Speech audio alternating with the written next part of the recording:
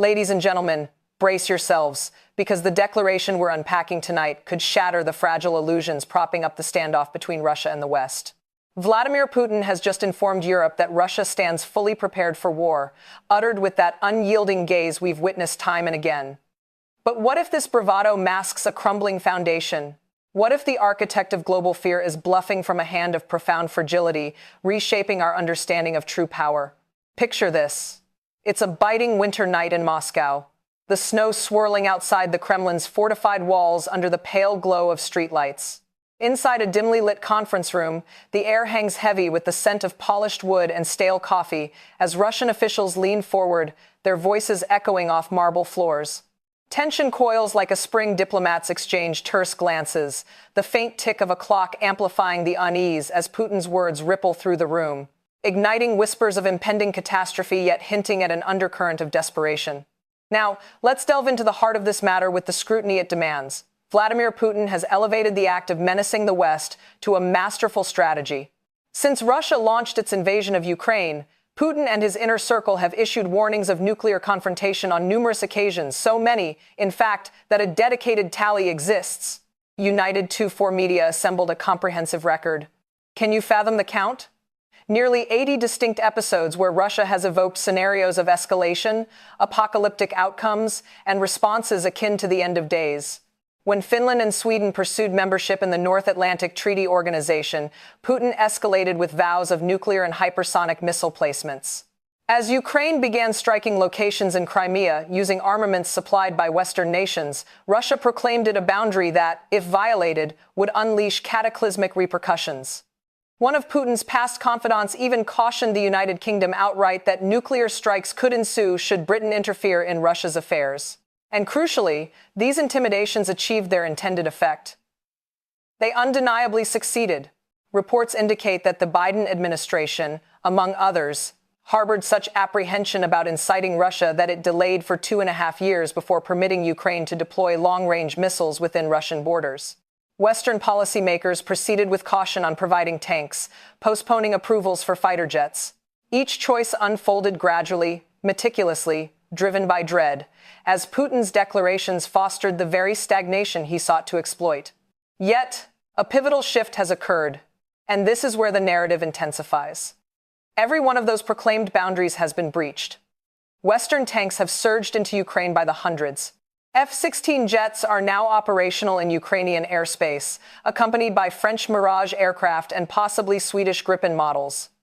Long-range missiles are impacting sites deep inside Russia. And what followed these transgressions? Absolutely nothing. No nuclear retaliation, no cataclysm, no final reckoning. The United Kingdom's Defense Journal released a piece asserting that Russia appears to possess more such boundaries than it does active personnel. They noted these lines adjust more erratically than a fog rolling through London, and their assessment holds true.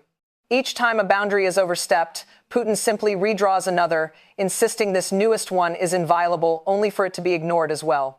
The pattern has grown almost foreseeable. This brings us to the present moment.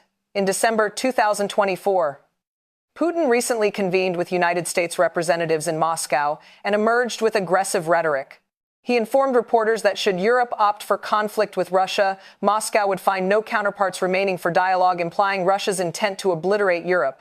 He affirmed his nation's immediate readiness for such a confrontation. But pause here, for this is the juncture where the account veers in a direction Putin would prefer remain obscured. A North Atlantic Treaty Organization official, in conversation with United 24 Media, offered a striking observation. While Putin asserts preparedness for war, his statements frequently prove unreliable. This source elaborated, expressing skepticism that Vladimir Putin is genuinely equipped for warfare against Europe, not by any measure. The figures substantiate this entirely. Allow me to guide you through them, as the imbalances are profound. The North Atlantic Treaty Organization commands over 3.4 million active duty troops. Russia, in contrast, maintains between 1.3 and 1.5 million. In aerial capabilities, the alliance boasts approximately 22,000 aircraft, whereas Russia fields perhaps 4,000 to 5,000. The naval forces of the North Atlantic Treaty Organization are roughly fourfold those of Russia. Even in the domain of tanks and armored units, where Russia ostensibly holds an edge, the collective arsenal of the North Atlantic Treaty Organization overwhelmingly surpasses it. Russia touts about 131,000 armored vehicles. The North Atlantic Treaty Organization's combined inventory exceeds 970,000. If these disparities intrigue you, consider what renders them even more damning for Putin's stance. Examine Russia's actual progress in Ukraine after nearly 4 years of relentless, grueling combat. Russia holds control over roughly 20% of Ukrainian land. Yet here's the stark revelation. Per the United Kingdom's political military advisor, Russia has secured merely 1.1% of that territory since the battle lines solidified in November 2022. 1% across 3 years, pitted against a nation far diminutive compared to the unified strength of the North Atlantic Treaty Organization. And the toll? Ukraine's Ministry of Finance discloses that Russia has suffered losses exceeding 1.17 million personnel through fatalities, wounds, or imprisonment.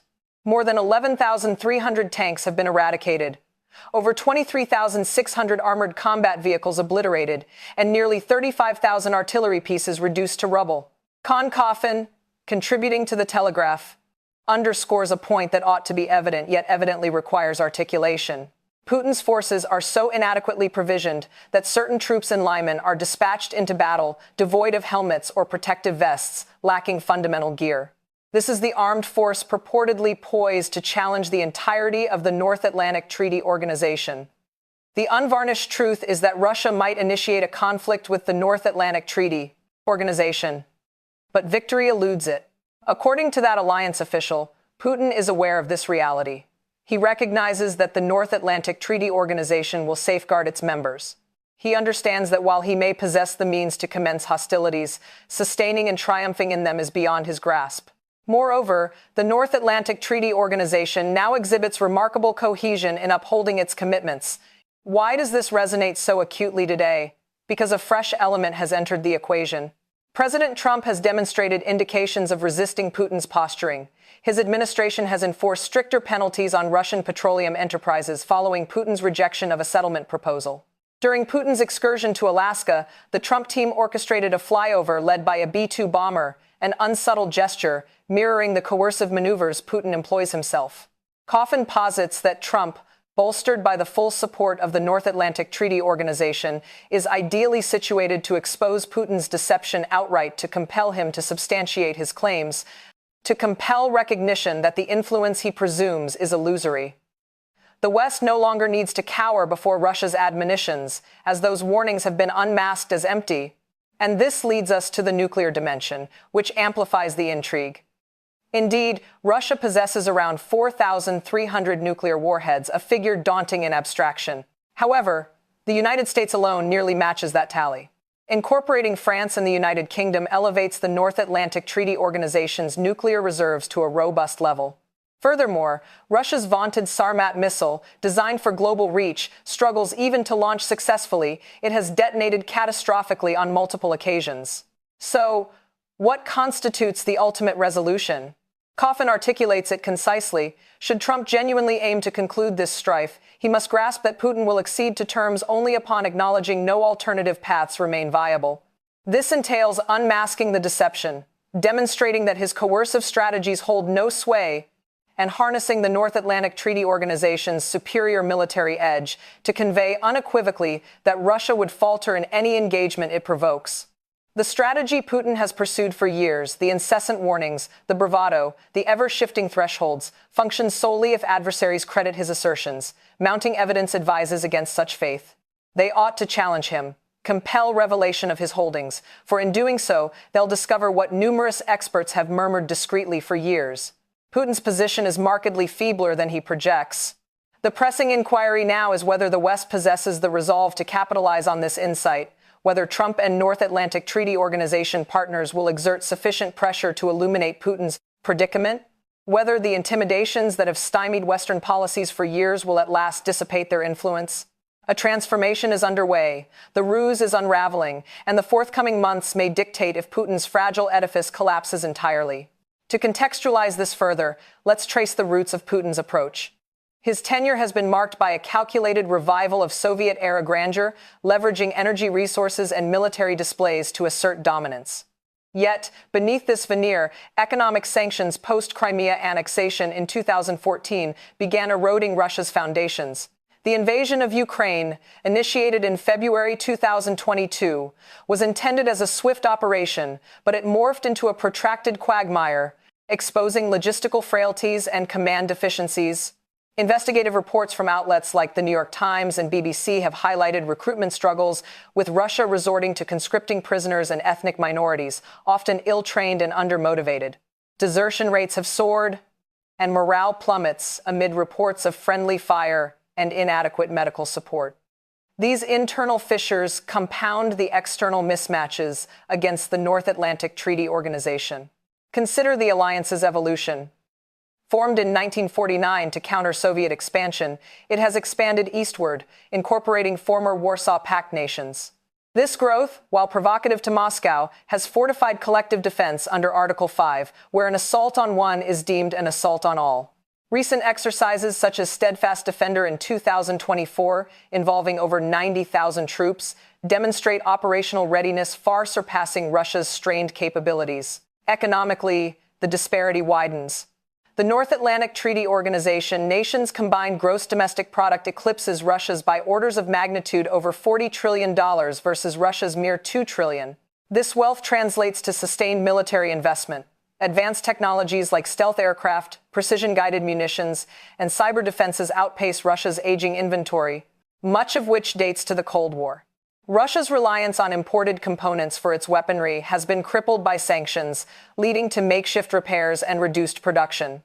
Satellite imagery from sources like Maxar reveals vast storage yards of dilapidated equipment, belying claims of inexhaustible reserves. In Ukraine, drone footage captures Russian advances halted by minefields and artillery, with losses mounting exponentially.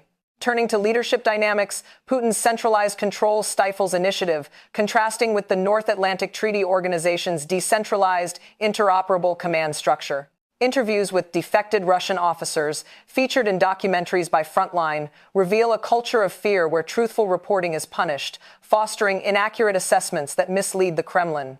On the diplomatic front, Putin's alliances, such as with China and Iran, offer limited support. China provides economic lifelines but hesitates on direct military aid, wary of Western backlash. Iran supplies drones, yet its own constraints limit scale. Meanwhile, the North Atlantic Treaty Organization draws on global partnerships, including with Indo-Pacific allies, broadening its strategic depth. The nuclear rhetoric, while alarming, fits a pattern of psychological warfare.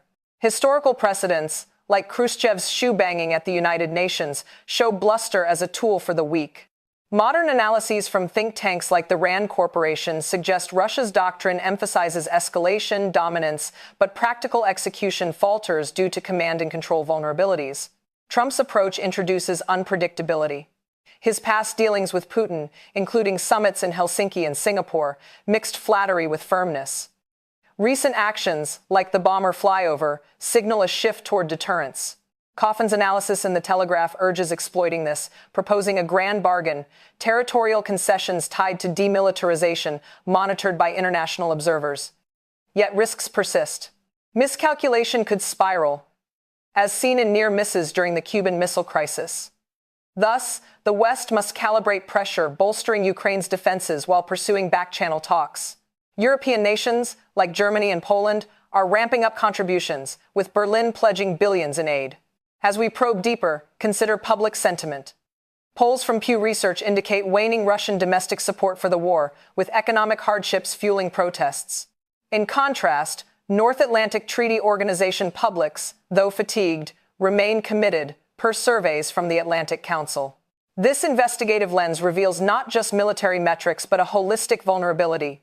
Putin's regime, built on propaganda and repression, faces internal threats from oligarchs and nationalists disillusioned by failures.